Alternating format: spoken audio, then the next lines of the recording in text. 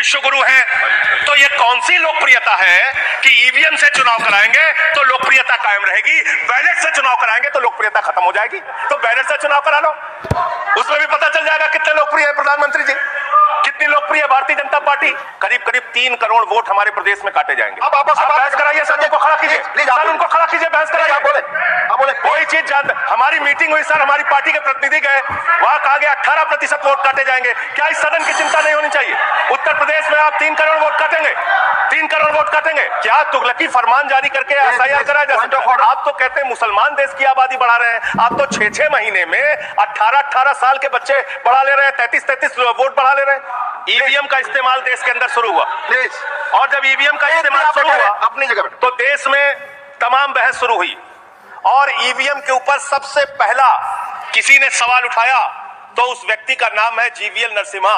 उन्होंने बाकायदा किताब लिखी है कि लोकतंत्र के ऊपर खतरा है ये ईवीएम, और उसके बारे में लाल कृष्ण अडवाणी जी ने उनकी किताब की प्रशंसा करते हुए और ईवीएम पे सवाल होते हुए, अब इस पे भी समस्या है, इस पे भी, तो उस पे पूरा ईवीएम के ऊपर सबसे पहले इन लोगों ने सवाल उठाया। ईवीएम किन किन देशों में था और कहां कहां बैन हो गया, मैं पढ़ के बता दे रहा हूं। जिन जिन देशों में बैन हो गया, जर्मनी में, नीदरलैंड में, आयरलैंड में, यूके में, फ्रांस में, पुर्तगाल में, इटली में, ऑस्ट्रेलिया में, नॉर्वे में, कनाडा में,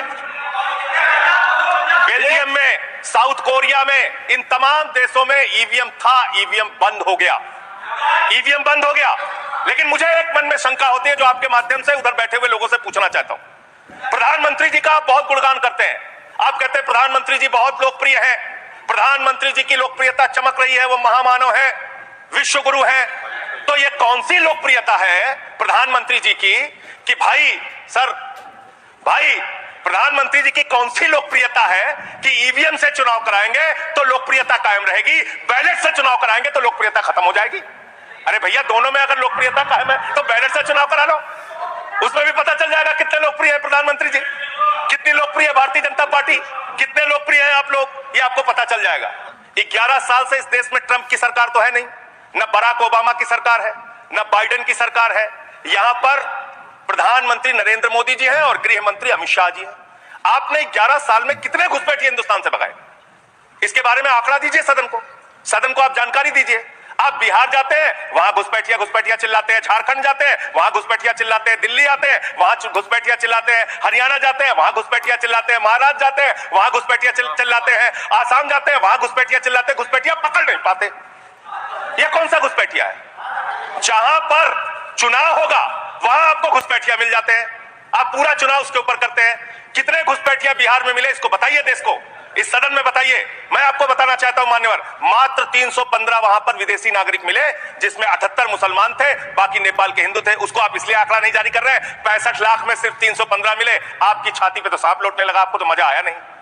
आप डिटेंशन सेंटर बना रहे हैं उत्तर प्रदेश में, डिटेंशन सेंटर का पता है आपको? कानून, अंतरराष्ट्रीय नियम। आपको स्कूल बनाने के लिए पैसा नहीं है, आपको अस्पताल बनाने के लिए पैसा नहीं है, मिड डे मील में आप बच्चों को नमक रोटी खिला रहे हैं, नौजवानों को रोजगार देने के लिए आपके पैसा नहीं है, खाद की बोरी देने के लिए पैसा नहीं है। आप कह रहे हैं आप अपनी सनक को पूरा करने के लिए डिटेंशन सेंटर बनाएंगे, जहां पे घुसपैठियों को रखेंगे, उनको फ्री बिजली, फ्री पानी, फ्री एजुकेशन, रहने का घर, सड़क, सब आप अपने पैसे से देंगे, देश की जनता के पैसे से देंगे। इसलिए मैं आपके माध्यम से सरकार को चेतावनी देना चाहता हूं, अगर कोई बांग्लादेशी मिले, कोई पाकिस्तानी मिले, कोई अफगानिस्तानी मिले, तो उसको उसके देश वापस भेज देना। हमारे पैसे से उनको यहाँ पे डिटेंशन सेंटर और घर बना के फ्री में बिजली, फ्री में पानी, फ्री में शिक्षा, फ्री में इलाज मत करना। और ज्यादा अगर आपको चिंता हो तो अपने घर के बाहर एक घर बना लेना, वहां रख लेना, अपने घर में रख लेना।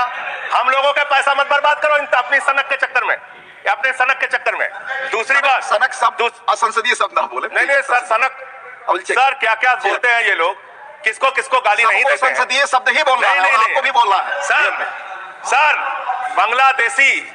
बांग्लादेशी घुसपैठिया की ये लोग बात कर रहे हैं, लश्कर तोयबा का आतंकवादी, इनके माइनॉरिटी मोर्चा का अध्यक्ष था जम्मू कश्मीर।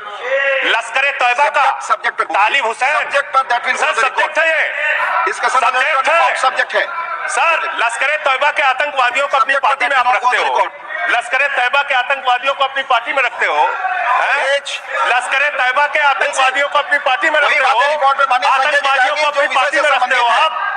आप यहाँ पे खाली देश का माहौल बिगाड़ना चाहते हो? मान्यवर, अभी उत्तर प्रदेश में चल रहा है SIR। उत्तर प्रदेश में अभी हमारी मीटिंग हुई वहां के मुख्य निर्वाचन अधिकारी से। वो कह रहे हैं 18% वोट काटे जाएंगे, करीब करीब 3 करोड़ वोट हमारे प्रदेश में काटे जाएंगे।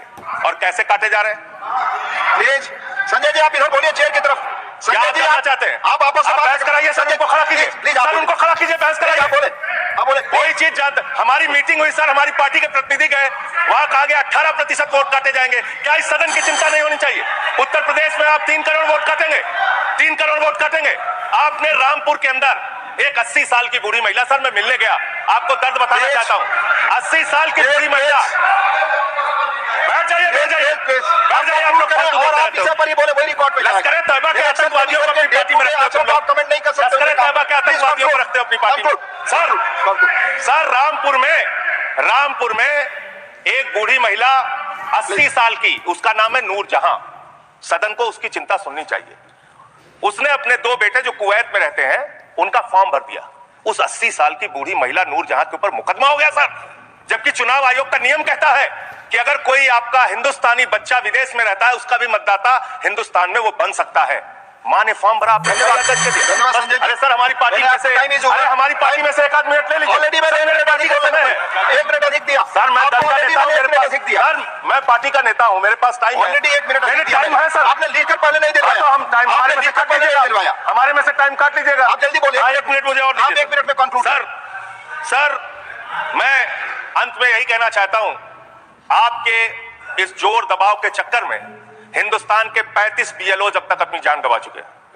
ये सदन, अरे कहां मंत्री जी, आपको कैसे पता चलेगा? ये सदन, इस सदन को श्रद्धांजलि देना चाहिए। उन 35 लोगों की हत्या की है आप लोगों ने। सर सेक्रेटरी जनरल, उन BLO की हत्या के जिम्मेदार ये लोग हैं। सर उन धन्यवाद। Nothing is going on record. Please आपका समय ओवर हो गया।